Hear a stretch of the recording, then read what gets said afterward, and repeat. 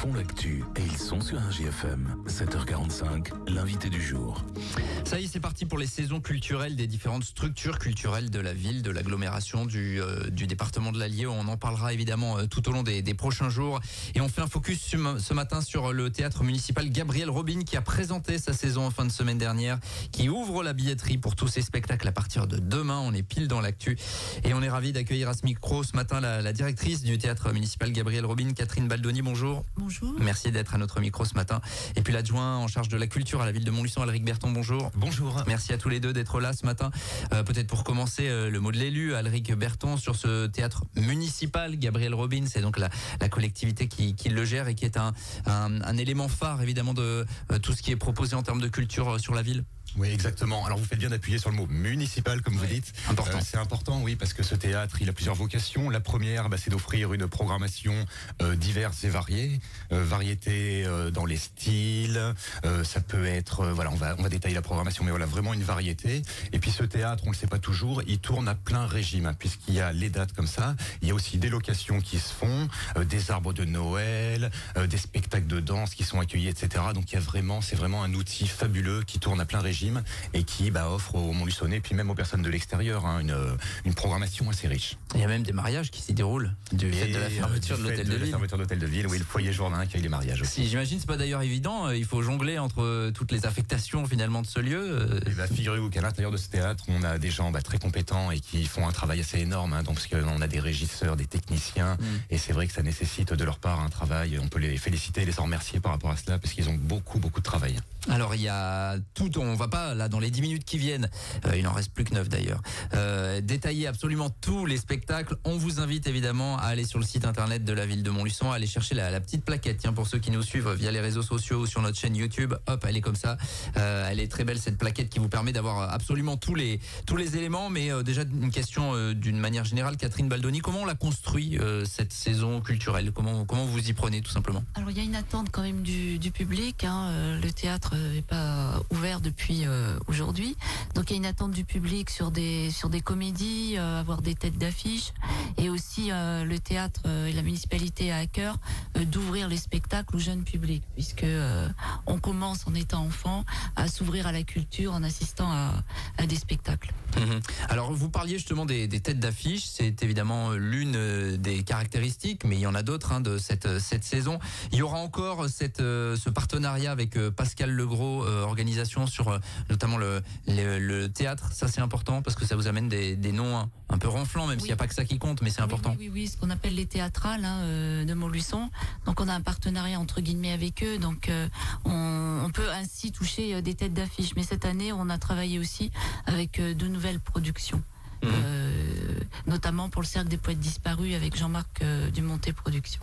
Alors, juste pour que le grand public sache qui va venir qui est un petit peu connu entre guillemets, qui va venir sur les planches du théâtre cette année, qu'est-ce qu'il y a de beau? Alors on a deux comédies importantes. La première qui va ouvrir le bal, si je puis m'exprimer ainsi, le 15 octobre, avec Jonathan Lambert, Ariel Mallet, Virginie Hoc.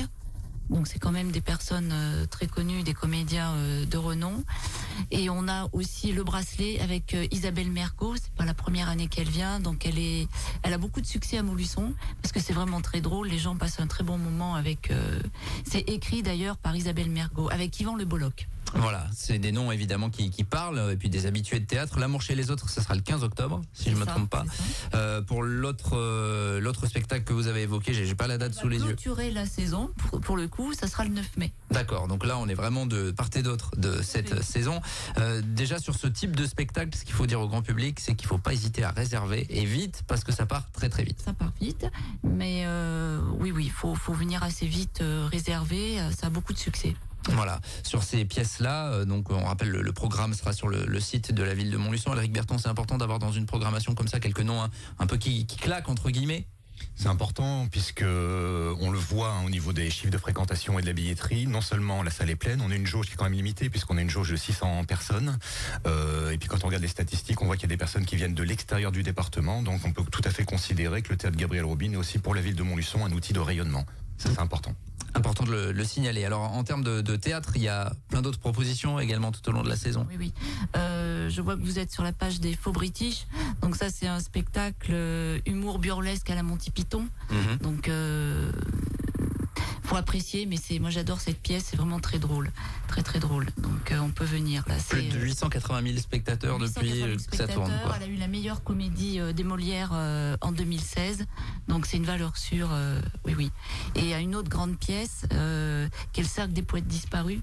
Avec Stéphane Fraisse qui a fait un tabac sur Paris, et d'ailleurs Peter Weir, qui est le réalisateur du film, parce que c'est dédié bien sûr à ce film, est venu expressément à Paris puisqu'il n'y avait jamais eu d'adaptation théâtrale de ce grand film.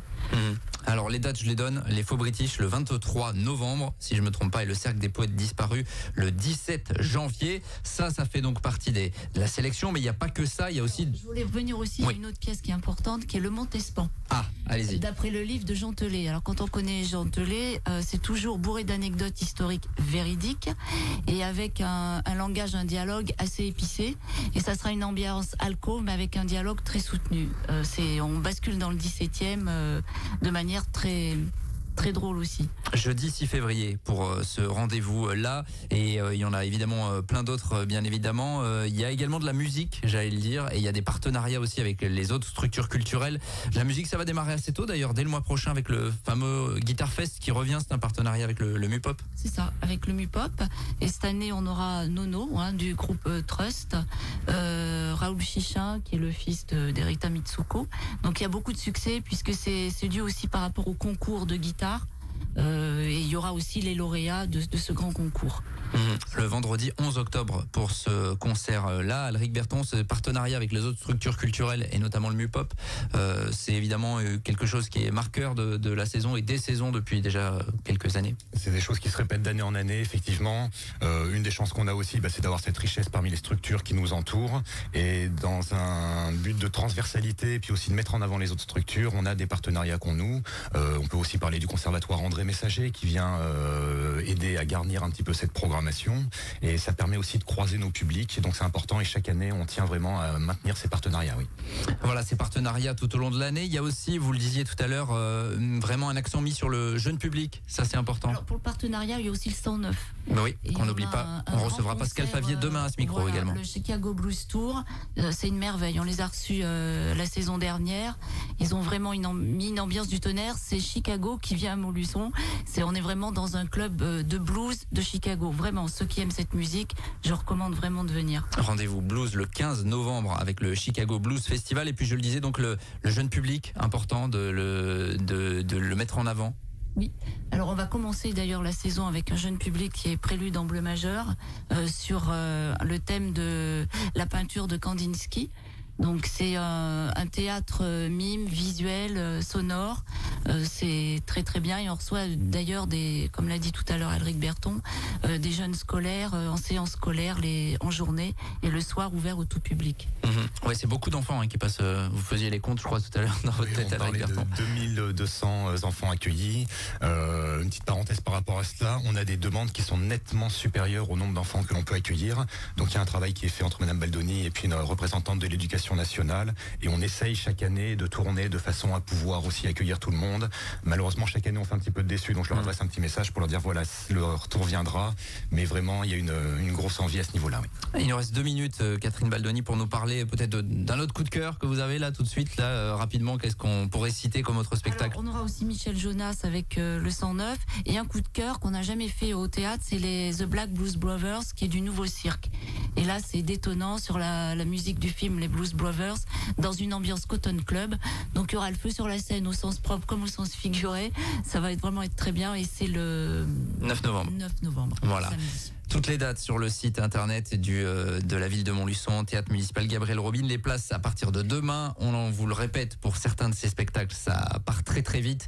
Et ça commencera donc avec le Prélude en bleu majeur, spectacle jeune public, le mercredi 25 septembre. Alric Berton, il nous reste 1 minute 30 pour parler également de Montluçon en lumière. Qu'est-ce que c'est exactement? Ça, c'est ce samedi.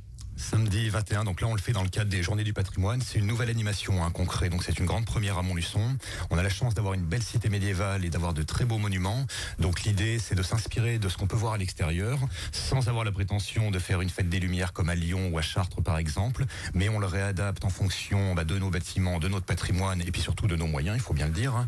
Donc le but c'est d'offrir une manifestation lumineuse au public qui va pouvoir découvrir Montluçon de nuit sous un nouveau jour. Donc il y aura 10 lieux dans la ville où 10 ambiances différentes vont être créées. C'est une animation totalement gratuite où le public pourra librement déambuler et il y aura vraiment des points lumineux qui vont émerveiller les petits et les grands. Et à cela, on a demandé aux établissements privés, bars et restaurants s'ils souhaitaient participer. Il y en a 10 d'entre eux qui participent et eux aussi vont apporter une animation. Donc je dévoile pas vraiment les animations. J'invite le public à venir et à découvrir. Je peux d'ores et déjà m'engager à vous dire que c'est une date qu'il ne faudra surtout pas manquer. Et puis donc la mise en lumière commence à 21h et l'extinction des feux aura lieu à minuit. Donc c'est un moment éphémère. Il faudra être présent à ce moment-là. Et puis il faudra pas hésiter à aller boire un verre chez les bars qui participent, à aller manger chez les restaurants qui participent aussi. Et là vraiment, ça clôture un petit peu la saison. Et puis surtout, voilà, on est dans le cadre des Journées du patrimoine. Donc le 21 au soir, on va pouvoir se passer ce moment d'émerveillement. Et puis rester à Montluçon, puisque le 22 après, il y aura de nombreux musées ou autres qui seront ouverts dans le cadre des Journées du patrimoine. C'est quelque chose qui est appelé à rester, ça, à être renouvelé chaque année, ou c'est un one-shot là pour l'instant? C'est un peu comme toutes les nouvelles animations qu'on crée. Donc il y en a eu certaines comme la fête de la danse en début d'été.